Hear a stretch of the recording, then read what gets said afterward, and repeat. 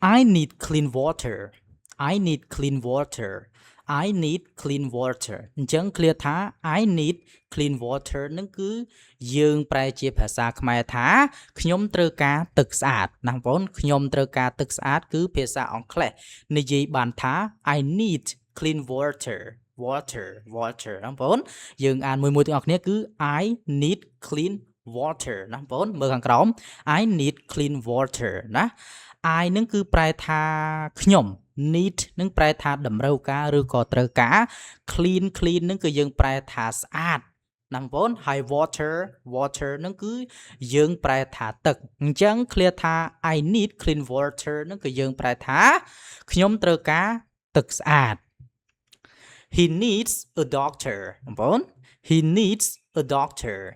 He needs a doctor អញ្ចឹង clear ថា he needs a doctor នឹងគឺយើងប្រែថាគាត់ត្រូវការគ្រូពេទ្យគាត់ត្រូវការគ្រូពេទ្យគឺអង់គ្លេសនិយាយបានថា he needs a doctor បងប្អូន he ប្រែថាគាត់ needs ធម្មតាពាក្យ need ទេបងប្អូនដល់ពេលផ្លាស់ជាមួយនឹង he she it នឹងទៅគឺត្រូវ add s ណាបន្ទាប់ពី he ឬក៏ she it នឹងក៏ត្រូវតែ add s អញ្ចឹង need នឹងគឺយើងប្រែថាត្រូវការឬក៏តម្រូវការ a doctor នឹងគឺប្រែថាគ្រូពេទ្យនឹងគឺសំដៅទៅលើគ្រូពេទ្យមួយរូបឬក៏ម្នាក់អីចឹងទៅអញ្ចឹង clear ថាគាត់ត្រូវការគ្រូពេទ្យនឹងគឺយើងនិយាយជាភាសាអង់គ្លេសបានថា he needs a doctor I hear you clearly បងប្អូន I hear you clearly I hear you clearly អញ្ចឹង clear ថា I hear you clearly នេះគឺយើងប្រែថាខ្ញុំស្ដាប់អ្នកឮច្បាស់ណាស់បងប្អូនខ្ញុំស្ដាប់អ្នកឮច្បាស់ណាស់គឺអង់គ្លេសនិយាយបានថា I hear you clearly បងប្អូន I hear you clearly I hear you clearly ខ្ញុំស្ដាប់អ្នកឮច្បាស់ណាស់ I ប្រែថាខ្ញុំ hear នឹងគឺយើងប្រែថាស្ដាប់ឬក៏ឮ you នឹងគឺប្រែថាអ្នក clearly នឹងគឺប្រែថាដែលច្បាស់ឬក៏វាស្រឡះអីចឹងណាបងប្អូន clearly នឹងគឺប្រែថាដែលច្បាស់អញ្ចឹង clear នេះ I hear you clearly នឹងគឺយើងប្រែថាខ្ញុំស្ដាប់អ្នកឮច្បាស់ណាស់ I made a choice បងប្អូន I made a choice I made a choice អញ្ចឹង clear ថា I made a choice នឹងគឺយើងប្រែថាខ្ញុំបានធ្វើការសម្រេចចិត្តឬក៏យើងប្រែថាខ្ញុំបានធ្វើការជ្រើសរើសរួចហើយអញ្ចឹងក៏បានដែរបងប្អូន I made a choice ណាបងប្អូនខ្ញុំបានធ្វើការសម្រេចចិត្តឬក៏ខ្ញុំបានធ្វើការជ្រើសរើស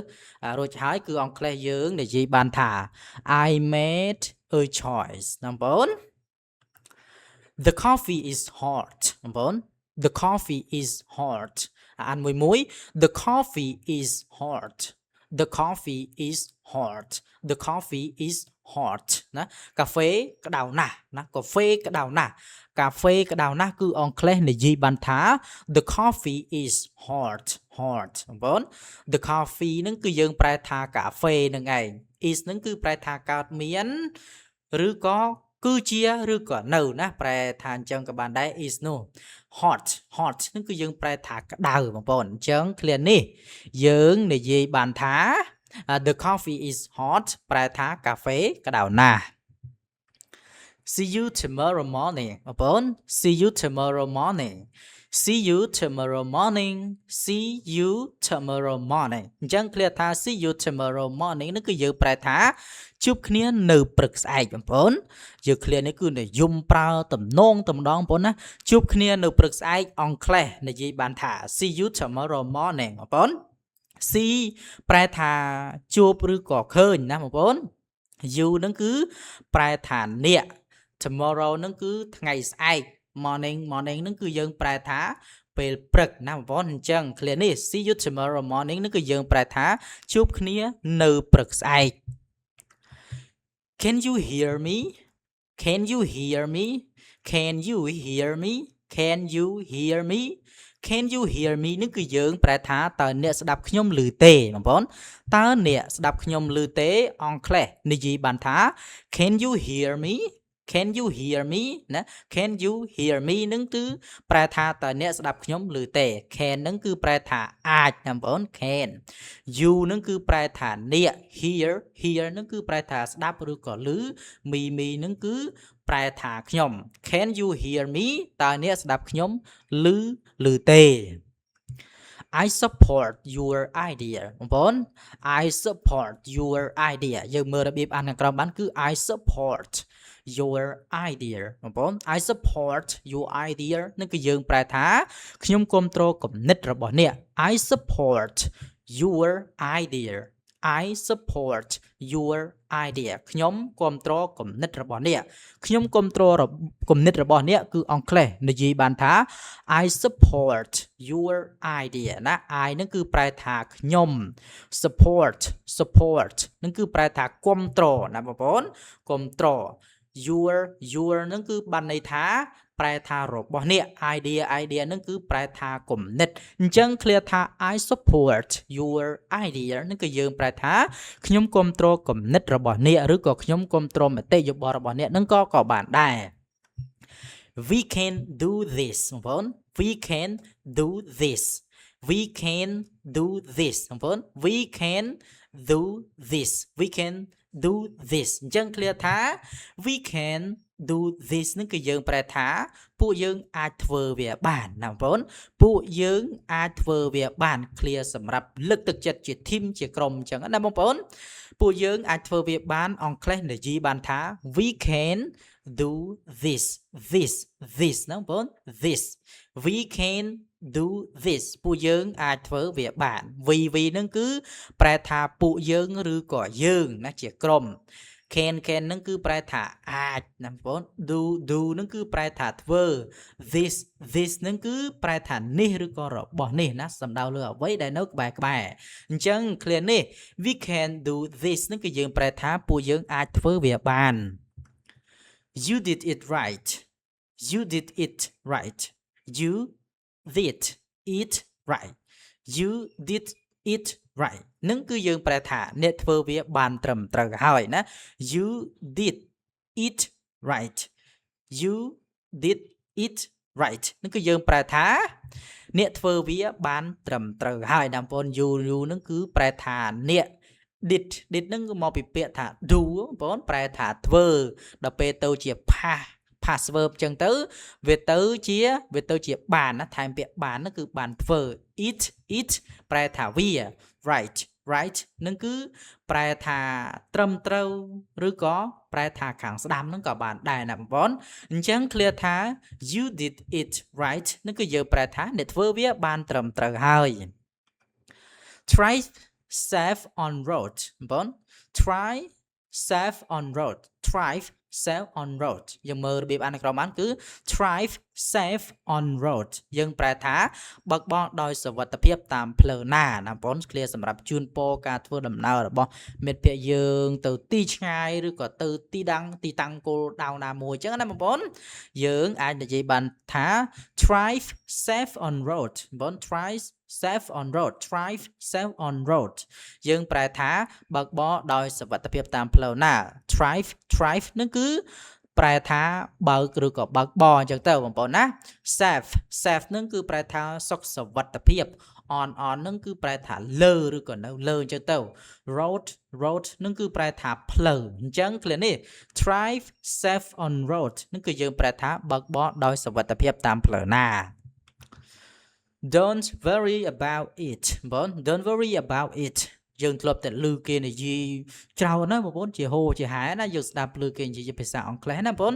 Don't worry about it ដល់ពេលយើងអានឲ្យមួយទៅ Don't worry រៀងកញ្ឆក់បងប្អូនរៀង worry about it បងប្អូន Don't worry about it ដល់ពេលយើងអានឲ្យលឿនទៅ Don't worry about it បងប្អូន Don't worry about it នឹងគឺយើងប្រែថាកុំបារម្ភពីរឿងនឹងអីឬក៏កុំបារម្ភពីវាអីក៏បានដែរបងប្អូនណាកុំបារម្ភពីរឿងនឹងអីឬក៏កុំបារម្ភពីវាអីនឹងគឺអង់គ្លេសយើងនិយាយបានថា Don't worry about it Don't នឹងគឺប្រែថាកុំណា worry នឹងគឺយើងប្រែថាបារម្ភ about ប្រែថាអំពីឬក៏ពី it នឹងគឺសំដៅឬក៏យើងប្រែថាវាអញ្ចឹង clear នេះណា don't worry about it នឹងគឺយើងប្រែថាណាកុំបារម្ភពីរឿងនឹងអី It is cold today បង It is cold today It is cold today បង It is cold today អញ្ចឹង clear នេះណាបង clear ខាងលើនេះ It is cold today នឹងគឺប្រែថាថ្ងៃនេះត្រជាក់ណាស់បងភាសាខ្មែរយើងគឺថាថ្ងៃនេះត្រជាក់ណាស់អង់គ្លេសនិយាយបានថា It is cold today បង It is cold today ប្រែថាថ្ងៃនេះត្រជាក់ណាស់ It ប្រែថាវា is ប្រែថាកើតមានគឺជាឬក៏នៅ cold ប្រែថាត្រជាក់ឬក៏រងា today នឹងគឺយើងប្រែថាណាគឺប្រែថាថ្ងៃនេះអញ្ចឹង clear នេះ It is cold today នឹងគឺប្រែថាថ្ងៃនេះត្រជាក់ណាស់ This is easy to learn បង This is easy to learn This is easy to learn This is easy to learn អញ្ចឹង clear នេះណាបង This is easy to learn នឹងគឺប្រែថាអានឹងងាយស្រួលរៀនទេណាឬក៏អានឹងងាយស្រួលសិក្សាទេនឹងក៏បានដែរបងប្អូនយើង clear នេះណាបងប្អូន clear អានឹងងាយស្រួលរៀនទេឬក៏អានឹងងាយស្រួលសិក្សាទេគឺអង់គ្លេសនិយាយបានថា This is easy to learn This is easy to learn អានឹងងាយស្រួលរៀនទេណា This is នឹងគឺយើងប្រែថាណា This នឹងប្រែថា this ណាបងប្អូនយើងជួបច្រើនហើយហូរហែណាបងប្អូន is នឹងគឺប្រែថាកើតមានគឺជាឬក៏នៅ easy នឹងគឺប្រែថាងាយស្រួលឬក៏ស្រួលបងប្អូន easy ណា to ណាជា clear ភ្ជាប់តែម្ដង to learn ណា easy to learn នឹងគឺប្រែថារៀនឬក៏សិក្សា Where is the key បងប្អូន Where is the key Where is the key Where is the key Where is the key នឹងគឺប្រែថាតើសោនៅឯណាយើងបាត់សោបាត់អីយ៉ាងចង់សួរមិត្តភ័ក្តិឬក៏អ្នកណាមួយនៅក្បែរហ្នឹងជាអ្នកស្និទ្ធស្នាលរស់នៅមួយយើងអញ្ចឹងណាបងប្អូនយើងអាចសួរគេជាភាសាអង់គ្លេសបានថា Where is the key Where is the key តើសោនៅឯណា Where នឹងគឺប្រែថាទីកន្លែង is ប្រែថាកើតមានគឺជាឬក៏នៅ the key នឹងគឺប្រែថាសោ I feel full of energy បងប្អូន I feel full of energy I feel full of energy I feel full of energy នឹងគឺប្រែថាខ្ញុំមានអារម្មណ៍ថាមានកម្លាំងពេញខ្លួនឬក៏ខ្ញុំមានអារម្មណ៍ថាមានកម្លាំងធម៌ពលពេញខ្លួននឹងក៏បានដែរបងប្អូន I feel full of energy I feel full of energy ខ្ញុំមានអារម្មណ៍ថាមានកម្លាំងពេញខ្លួនតែម្ដងបងប្អូនមើលរបៀបអានខាងក្រោមបានគឺ I feel full of energy បងប្អូនអញ្ចឹង I នឹងគឺប្រែថាខ្ញុំ feel នឹងគឺប្រែថាអារម្មណ៍ full នឹងគឺប្រែថាពេញឬក៏ពោពេញបងប្អូន off នឹងគឺប្រែថាអំពីឬក៏ពីឬក៏ប្រែថារបស់ clear នេះបងប្អូនអាវាពីរនេះគឺវាត្រូវភ្ជាប់គ្នា full of នឹងគឺបានន័យថាពេញណាបងប្អូនពេញតែម្ដងណា energy ណាបងប្អូនប្រែថាកម្លាំងឬក៏ថាមពលណាបងប្អូនអញ្ចឹង clear នេះ I feel full of energy ណាគឺប្រែថាខ្ញុំមានអារម្មណ៍ថាមានកម្លាំងពេញខ្លួនឬក៏ប្រែថាខ្ញុំមានអារម្មណ៍ថាមានកម្លាំងធម៌ពលពេញខ្លួនតែម្ដង Don't be so sad បង Don't be so sad Don't be so sad Don't be so sad ណា clear នេះ Don't be so sad នឹងគឺប្រែថាកុំកើតទុក្ខឬក៏កុំពិបាកចិត្តអីណាបងប្អូនកុំកើតទុក្ខឬក៏កុំពិបាកចិត្តអីណាជា clear សម្រាប់លើកទឹកចិត្តទៅដល់បុគ្គលណាម្នាក់ដែលមានបញ្ហាផ្លូវអារម្មណ៍ហ្នឹងគឺ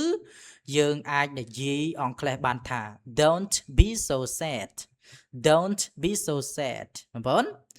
don't ប្រែថាកុំ be នឹងគឺជា to be នឹងឯងណាបងប្អូនហើយ so sad ណាឃ្លានេះគឺវាភ្ជាប់គ្នាអញ្ចឹងម្ដង so sad នឹងគឺប្រែថាពិបាកចិត្តឬក៏ទុក្ខឬក៏ព្រួយណាបងប្អូន sad នឹងគឺប្រែថាកើតទុក្ខឬក៏ព្រួយបាទធម្មតា so នេះយើងប្រែថាដូចនេះណាបងប្អូន so នេះណាវាពេលខ្លះវាពិបាកប្រែដែរដល់ពេលវានៅភ្ជាប់គ្នាអញ្ចឹងណាបងប្អូនអញ្ចឹងឃ្លានេះ don't be so sad នឹងគឺប្រែថាកុំកើតទុក្ខឬក៏កុំពិបាកចិត្តអីណា The bus is coming The bus is coming The bus is coming អញ្ចឹងឃ្លានេះ The bus is coming The bus is coming នឹងគឺប្រែថាឡានក្រុងកំពុងតែមកហើយណាបងប្អូនឡានក្រុងកំពុងតែមកហើយអង់គ្លេសនិយាយបានថា The bus is coming ណាបងប្អូន The bus នឹងគឺប្រែថាឡានក្រុង is ណាប្រែថាកើតមានឬក៏គឺជា coming នឹងបានន័យថាមកណាកំពុងតែមកណាបងប្អូនអញ្ចឹងឃ្លានេះ The bus is coming គឺប្រែថាឡានក្រុងកំពុងតែមកហើយ We reached the place បងប្អូន We reached the place We reached the place We reached the place បងប្អូន We reached រៀងបងប្អូនរៀងសំឡេង sh ហ្នឹងគឺរៀងឆហើយកន្លែង d កន្លែងនេះគឺរៀងថវិញបងប្អូន We reached the place បងប្អូន We reached the place អញ្ចឹងប្រែថាពួកយើងបានទៅដល់កន្លែងហ្នឹងហើយណាបងប្អូន We reached the place ណា We reached the place ពួកយើងបានទៅដល់កន្លែងហ្នឹងហើយ we ហ្នឹងគឺប្រែថាពួកយើងឬក៏យើង reach ពាក្យធម្មតាគឺ reach ទេបងប្អូនដល់ពេលផ្លាស់ជាមួយនឹង past verb ទៅគឺថែម ed ណាបងប្អូនថែម ed អញ្ចឹង reach ធម្មតាហ្នឹងគឺប្រែថាដល់ឬក៏ទៅដល់អញ្ចឹងណាបងប្អូន the place ហ្នឹងយើងប្រែថាទីកន្លែងណាបងប្អូន the place ប្រែថាទីកន្លែងអញ្ចឹង clear នេះ we reached the place ហ្នឹងគឺប្រែថាពួកយើងបានទៅដល់កន្លែងហ្នឹងហើយ I will buy this បងប្អូនI will buy this I will buy this I will buy this I will buy this clear នេះយើងប្រែថាខ្ញុំនឹងទិញអានឹងឬក៏ខ្ញុំទិញមួយនេះក៏បានដែរណាបងប្អូនយើងដើរទៅផ្សារទៅយើងឃើញទៅយើងជ្រើសរើសមើលល្អិតល្អន់ណាស់ណាបងប្អូនទៅយើងចង់ទិញណាយើងចង់ទិញឬក៏យើងត្រូវតែទិញហ្នឹងគឺអង់គ្លេសយើងនិយាយបានថា I will buy this បងប្អូន I will buy this I ប្រែថាខ្ញុំ will ប្រែថានឹង buy ប្រែថាជាវឬក៏ទិញ this នឹងគឺប្រែថានេះអញ្ចឹង I will buy this ប្រែថាខ្ញុំនឹងទិញអានឹងឬក៏ខ្ញុំនឹងទិញតែប៉ុណ្្នឹងក៏បានដែរណាបងប្អូន The price is high បងប្អូន The price is high The price is high The price is high អញ្ចឹង clear នេះប្រែថាតម្លៃវាថ្លៃបន្តិចហើយណាបងប្អូន The price is high The price is high ណា The price នឹងគឺប្រែថាតម្លៃណាបងប្អូនតម្លៃ is ប្រែថាកើតមានឬក៏គឺជាឬក៏ប្រែថានៅ high នឹងគឺប្រែថាខ្ពស់បើសិនតើយើងនិយាយរឿងកម្ពស់ឬគឺបានន័យថាវាខ្ពស់ប៉ុន្តែបើសិនជានិយាយរឿងតម្លៃនៅក្នុងទីនេះគឺយើងនិយាយអំពីតម្លៃអញ្ចឹងបានន័យថាតម្លៃនឹងគឺវាថ្លៃបានន័យថាតម្លៃខ្ពស់អញ្ចឹង clear នេះ The price is high The price is high នឹងគឺប្រែថា The price is high នឹងគឺប្រែថាតម្លៃវាថ្លៃបន្តិចហើយបងប្អូនមើលរបៀបអានខាងក្រោមបានគឺ The price is high បងប្អូន The price is high ប្រែថាតម្លៃវាថ្លៃបន្តិចហើយ Let me help you Let me help you បងប្អូន Let me help you ប្រែថាចាំខ្ញុំជួយអ្នកបងប្អូន Let me help you Let me help you ចាំខ្ញុំជួយអ្នក Let នឹងគឺប្រែបានច្រើនណាស់បងប្រែថាអនុញ្ញាតក៏បានណាប្រែថាទុកឲ្យក៏បានទុកឲ្យខ្ញុំសំដៅទៅលើការជួយអ្នកដទៃឬក៏អនុញ្ញាតឲ្យយើងត្រូវណាសុំការអនុញ្ញាតពីគេជួយគេឬក៏ធ្វើអ្វីមួយអញ្ចឹងណាបងប្អូន អញ្ចឹង let នឹងគឺយើងប្រែឲ្យចំទៅក៏ប្រែថាអនុញ្ញាតឬក៏ទុកឲ្យណាបងប្អូន me នេះគឺប្រែថាខ្ញុំ help នឹងគឺប្រែថាជួយឬក៏ផ្គត់ផ្គង់ឬក៏ទ្រទ្រង់ណាបងប្អូន you នឹងគឺប្រែថាអ្នកអញ្ចឹង clear នេះ let me help you នឹងគឺប្រែថាចាំខ្ញុំជួយអ្នក show me how to do បងប្អូន show me how to do show me how to do show me how to do អញ្ចឹង clear នេះ show me how to do នឹងគឺប្រែថាបង្ហាញខ្ញុំផងថាត្រូវធ្វើម៉េចឬក៏បង្ហាញខ្ញុំផងថាត្រូវធ្វើរបៀបម៉េចអញ្ចឹងក៏បានដែរណាបងប្អូន show me how to do បង្ហាញខ្ញុំផងថាត្រូវធ្វើម៉េច show ណាបងប្អូន show សំឡេង show បងប្អូនគឺយើងប្រែថាបង្ហាញណាបងប្អូនប្រែថាបង្ហាញ me នឹងគឺប្រែថាខ្ញុំ how ប្រែថារបៀបឬក៏របៀបណាឬក៏យ៉ាងម៉េច to do នឹងគឺប្រែថាធ្វើណាបងប្អូន show me how to do នឹងគឺប្រែថាបង្ហាញខ្ញុំផងថាត្រូវធ្វើម៉េច how to នឹងប្រែថារបៀបអញ្ចឹងតំដងណាបងប្អូនរបៀបដូចយើង how to learn English how to practice English អីចឹងណាប្រាប់ពីរបៀបនិយាយភាសាអង់គ្លេសប្រាប់ពីរបៀប